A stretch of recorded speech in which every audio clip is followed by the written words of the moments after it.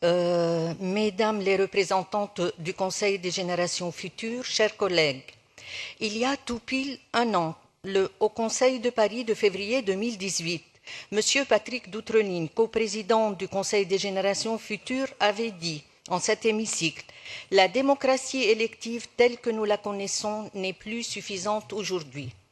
Un an après, dans le contexte national que l'on connaît, ces mots sonnent encore plus justes qu'au moment où ils ont été prononcés, et c'est la raison pour laquelle nous sommes très heureux aujourd'hui de votre présence parmi nous et du travail que vous menez pour contribuer à l'enrichissement de nos débats publics sur les questions importantes pour les Parisiennes et les Parisiens.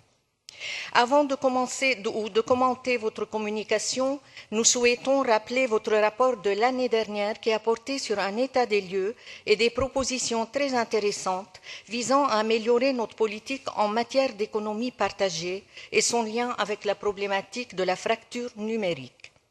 Il y avait été conseillé de mieux agir en faveur de certaines populations éloignées du numérique via des actions de médiation afin de mieux garantir une politique inclusive et solidaire. Nous avons le plaisir de vous informer aujourd'hui de nos avancées dans ce domaine, en citant l'exemple du projet Paris en compagnie, porté par Gala Bridier, adjointe en charge des seniors. Ce projet a été créé en partenariat avec Lulu dans ma rue et les petits frères des pauvres pour favoriser l'accès à la ville des seniors les plus isolés et parfois les plus éloignés du numérique.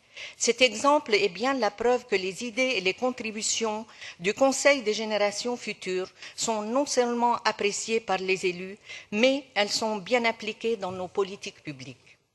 Aujourd'hui, vous nous apprenez que le Conseil des générations futures a choisi de mener une réflexion sur la question de la jeunesse à Paris et vous avez formulé des préconisations afin de mieux accompagner les jeunes dans leur autonomie et leur épanouissement dans notre ville.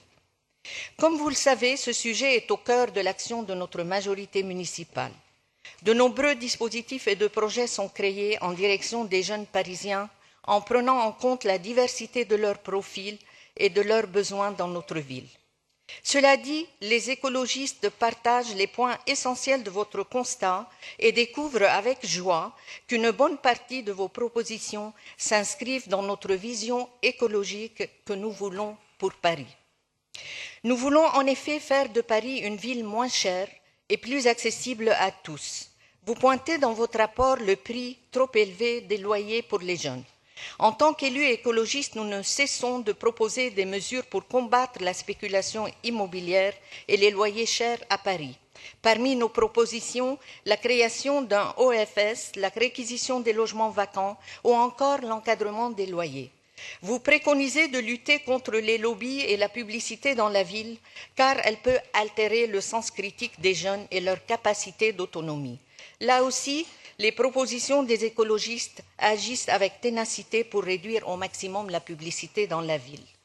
Nous partageons également l'enjeu que vous relevez de promouvoir la mixité dans les quartiers et les échanges non marchands. Et pour cela, vous préconisez des solutions typiquement écologiques comme la création d'espaces alternatifs comme les jardins partagés, l'ouverture de lieux de proximité pour des activités culturelles et de loisirs dans les quartiers. Ces propositions nous rappellent un de nos combats actuels, celui de la préservation du TEP de Ménilmontant.